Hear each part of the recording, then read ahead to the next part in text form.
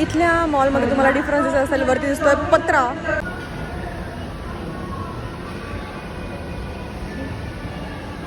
तर मी हे इंडियात कधीच पाहिलं नव्हतं.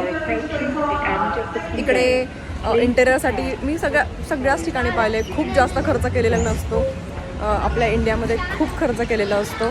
तर इथे इंटेरियरसाठी सिंपल असतं. खूप जास्त हुशार आहेत ब्रिटिश लोक. तर ह्यांच्या इंटेरियरवरती आपल्याकडे असं कधीच कुठेच पाहिलेलं नाही मी इतक्या मोठ्या मॉलमध्ये.